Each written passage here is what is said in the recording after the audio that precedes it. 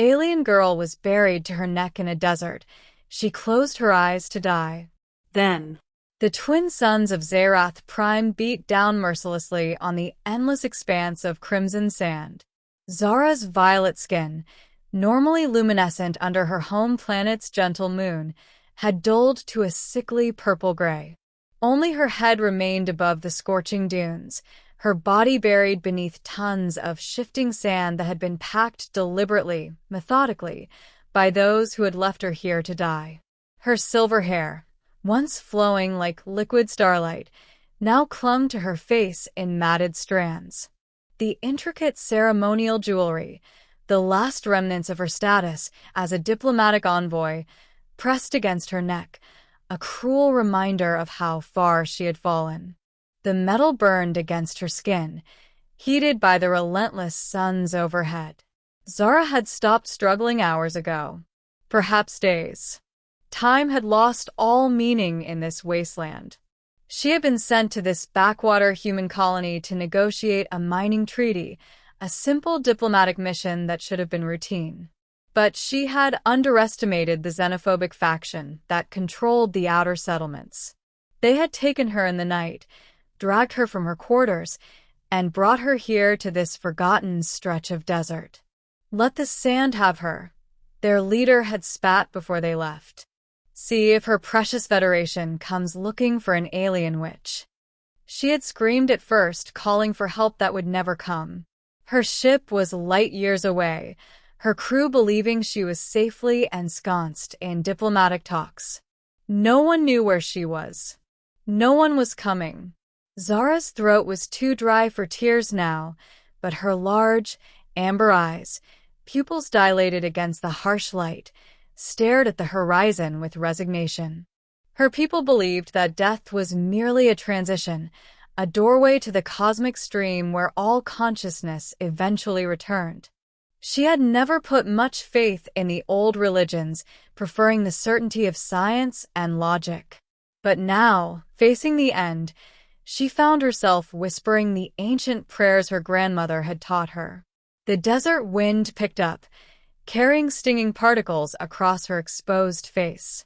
She closed her eyes, accepting the inevitable. At least the pain would end. At least the burning would stop. Then she heard it. A sound that didn't belong in this desolate place. The grinding hum of an engine. Zara's eyes snapped open, and she tried to turn her head, but the sand held her immobile. Was this a hallucination? The final mercy of a dying brain? The sound grew louder, accompanied by the rhythmic thump of something moving across the sand. Then, a shadow fell across her face, blessed relief from the sun's assault. She squinted upward and saw the silhouette of a figure standing over her. Human. Male. Wearing a wide-brimmed hat and a moisture suit designed for desert survival. Holy hell, the man breathed, dropping to his knees beside her. You're alive. You're actually alive. Zara tried to speak, but only a rasping croak emerged from her parched throat. Don't talk, the human said quickly, pulling a canteen from his belt. Small sips. Your body's in shock. He carefully tilted water into her mouth, and Zara had never tasted anything so exquisite. The liquid was warm, metallic tasting, but it was life itself flowing down her throat. I'm going to dig you out, the man said, setting the canteen aside and pulling a collapsible shovel from his pack. This is going to take a while. Try to stay still. Why? Zara managed to whisper, the single word costing her tremendous effort. The human paused, meeting her eyes. His own were a startling blue, filled with something she hadn't expected to see in a human on this planet. Genuine compassion. Because it's the right thing to do, he said simply, and began to dig. For the next hour, the human worked tirelessly, carefully excavating the sand around her body. He moved with practiced efficiency, stopping periodically to give her more water and shield her face from the worst of the sun's rays with his own body. Name's Marcus Webb, he said as he worked, his voice steady despite the exertion. "I'm a geological surveyor. Was out checking some mineral formations when I saw what looked like a pile of stones arranged in a pattern. Turned out to be your jewelry catching the sunlight. Thought I was hallucinating at first when I saw purple skin." Zara felt the sand loosening around her shoulders, her arms. The relief was indescribable, but with it came searing pain as blood flow returned to her compressed limbs. "Easy," Marcus said gently. "Don't try to move yet. Circulation's going to hurt like hell for a bit." He was right.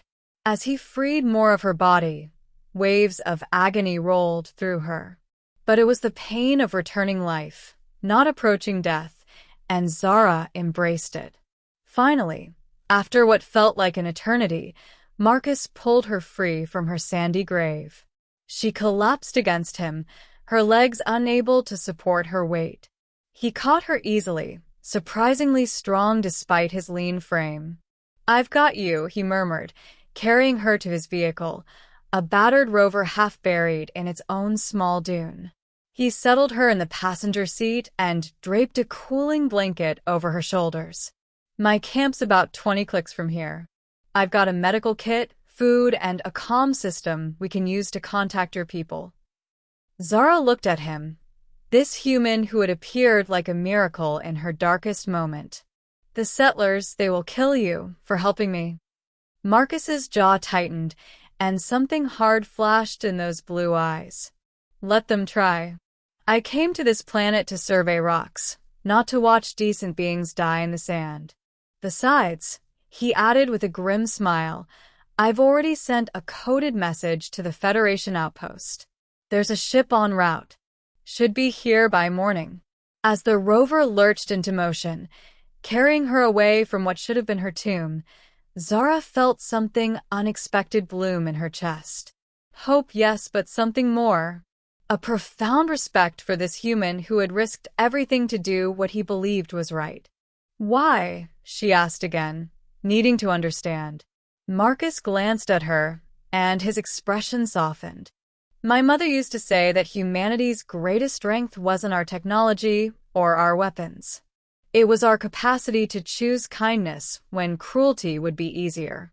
I'd like to think she was right. Zara closed her eyes again, but this time not in resignation to death. This time in gratitude for life, and for the reminder that in a universe vast enough to contain countless species and infinite possibilities for hatred, there would always be those who chose another path. "Thank you," she whispered. "No thanks needed," Marcus replied, steering them across the crimson sands toward safety. "Welcome to the better side of humanity."